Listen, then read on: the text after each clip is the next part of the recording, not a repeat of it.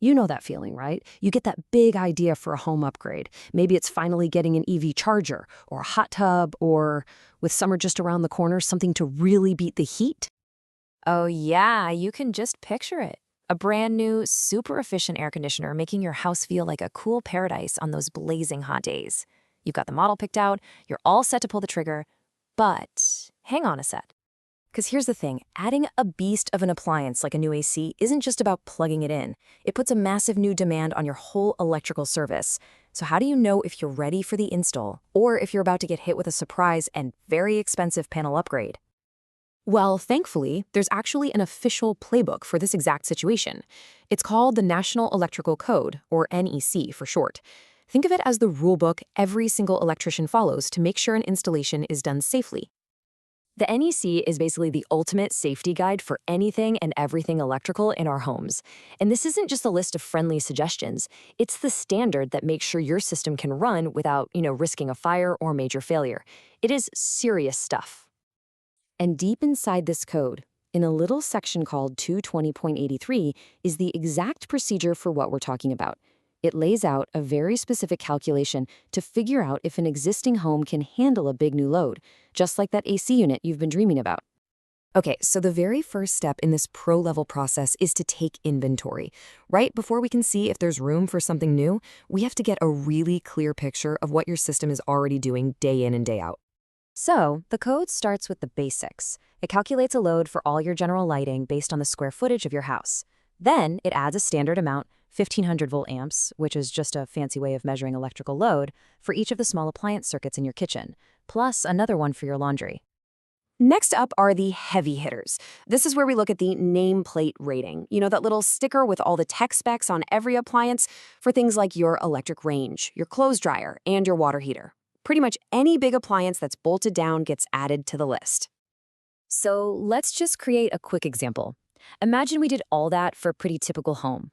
After we add up the lights, the circuits, and all the big stuff, their total existing load comes out to 18,000 volt amperes, or VA. Let's just remember that number. Okay, so we've got our number, 18,000 VA. Now, here comes the really, really smart part. The NEC has this specific method just for existing homes. It's like a clever shortcut that takes into account how we actually live. And here it is. This table, pulled right out of the code, is the key. It tells us to count 100% of the new AC's load and 100% of the first 8,000 VA of our existing loads. But then, check this out, only 40% of everything else. So why only 40%? It's called a demand factor, and honestly, it's genius. The code is being practical. It knows that you're never, ever going to be blasting the oven, running the dryer, heating water, and have every single light in the house on at the exact same time.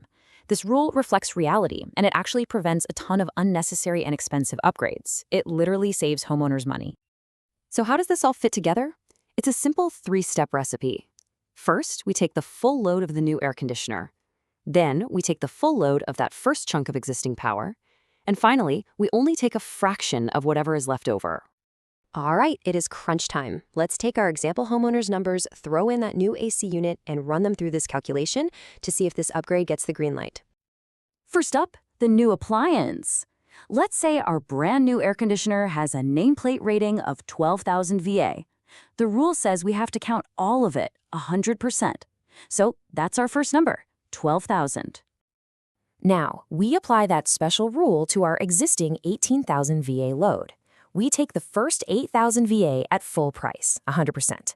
That leaves 10,000 VA left over. We only take 40% of that remainder, which gives us another 4,000 VA. Easy enough. And now we just add it all up.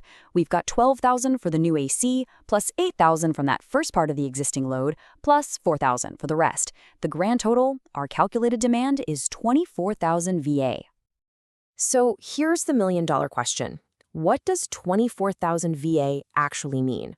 Well, for a standard 240-volt home, that works out to exactly 100 amps of demand.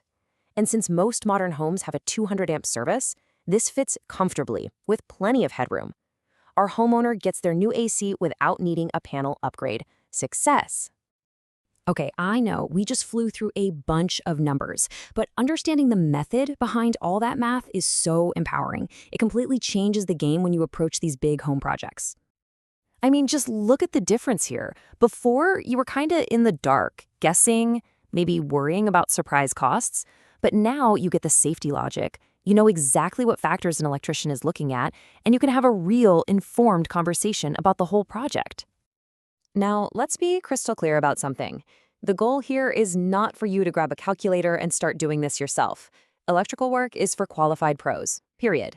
The goal is empowerment. It's all about understanding the why so you can ask smart questions and feel totally confident in the work being done on your home. When you know the why behind these rules, you stop being just a spectator in your own home improvement projects. You become an informed partner. So, what does this make you think about next? What's the next hidden system in your home that you want to understand?